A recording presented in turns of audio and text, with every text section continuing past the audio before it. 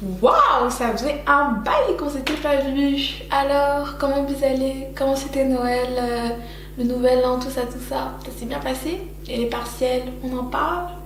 Non, on va éviter. 360 degree realities. Alors aujourd'hui, on se retrouve pour une vidéo skincare. Je vais vous donner mes 6 conseils pour avoir une jolie peau. Alors c'est les trucs que je fais en ce moment et qui m'aident vraiment beaucoup et qui ont vraiment beaucoup amélioré l'aspect de ma peau. Alors c'est pas du tout une liste exhaustive, hein. C'est pas que ces conseils là qui vont vous aider à avoir une belle peau. Bien sûr il y en a plein d'autres, mais c'est juste que cette fois-ci je voulais parler de conseils qu'on oublie souvent de donner aux gens.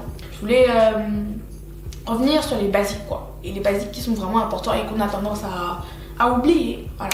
Alors le premier tip, c'est d'éviter d'agresser votre peau avec le savon. Alors je sais que ça paraît bizarre que je vous dise de vous laver le visage sans savon, mais c'est vraiment important parce que sachez que le savon contient des sulfates qui sont trop agressifs en fait pour la peau du visage et même parfois pour la peau du corps. Donc ces sulfates là vont venir irriter la peau et déstabiliser l'équilibre cutané. Parce qu'en fait sur nos jolies petites primousses, il y a un espèce de film protecteur qui est là pour protéger votre peau des agressions extérieures. Et du coup quand vous lavez avec le savon, vous venez enlever cette protection là. Et du coup ça va créer une surproduction de sébum parce que la peau va vouloir se défendre. Et qui dit surproduction des sébums dit boutons, dit peau grasse. Par exemple je sais que les gens ont tendance à adorer le savon noir. Le savon noir, on est d'accord, c'est quelque chose de génial et tout, mais il faut vraiment l'utiliser avec modération. C'est vraiment pas quelque chose que vous allez utiliser tous les jours. Je vous conseille d'utiliser ce genre de savon à peu près une fois par semaine, voire peut-être 2 si bon vous y tenez vraiment et que vous avez l'impression que ça vous aide vraiment, mais pas plus quoi. Je conseille vraiment d'utiliser des produits qui sont sans savon, sans sulfate, sans parabènes, vraiment faire en fait des lavages doux qui vont venir nettoyer votre peau mais sans en fait enlever la barrière qui la protège. Ensuite le conseil numéro 2, et ce conseil là est vraiment adressé à mes brown skin girls, c'est utiliser une protection solaire. Pareil, hein, il y a une idée qui est répandue comme quoi les noirs n'ont pas besoin de se protéger le visage du soleil parce qu'on a de la mélanine et du coup on n'en a pas besoin. C'est absolument faux. C'est vrai que quand on a plus de mélanine, on est mieux protégé du soleil que ceux qui en ont moins. Mais ce n'est pas pour autant que quand on a la peau noire, on n'a pas besoin de protection solaire.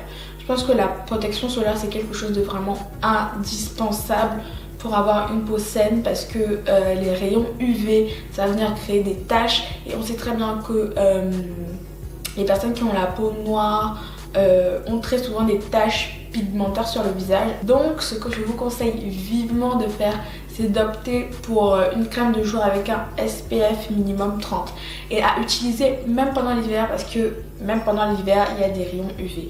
Le conseil numéro 3, c'est de dormir avec un masque la nuit. Alors ça aussi c'est quelque chose que j'ai commencé à faire il y a quelques mois déjà et j'ai aussi vraiment vu les résultats et les résultats ne se sont même pas manifestés genre une semaine après ou 2 semaines après. Les résultats se manifestent en fait le lendemain.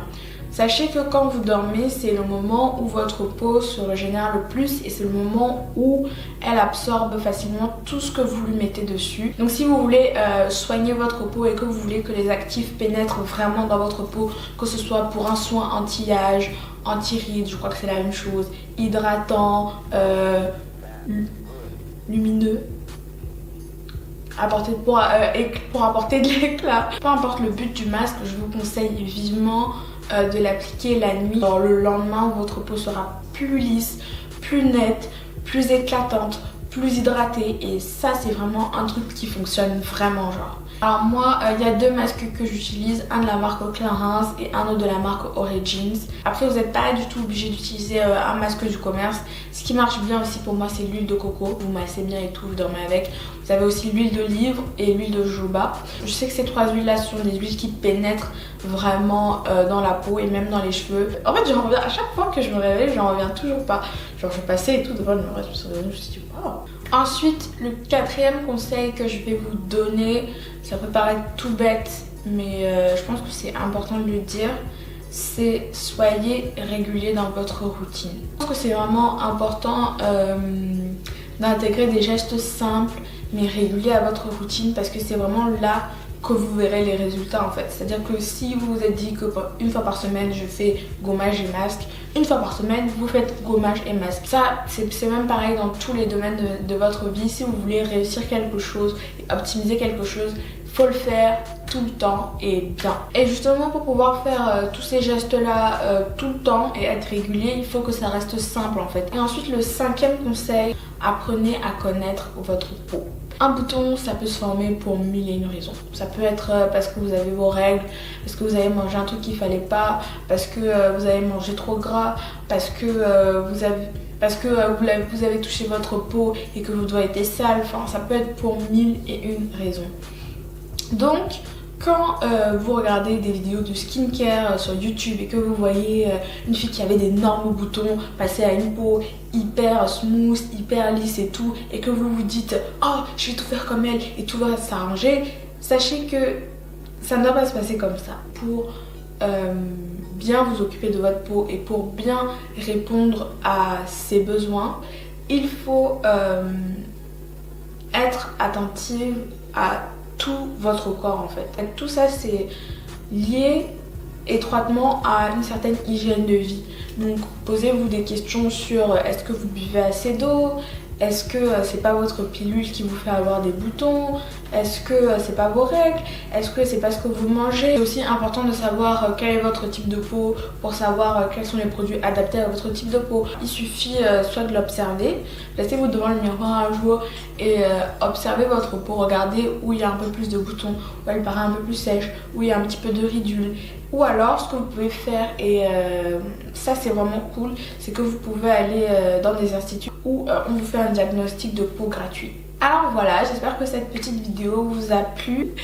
Je vous fais comme d'habitude plein d'énormes bisous. Et je vous dis à la prochaine pour une autre vidéo.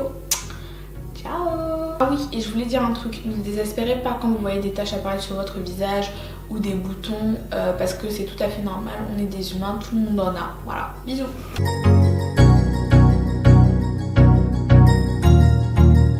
That's good.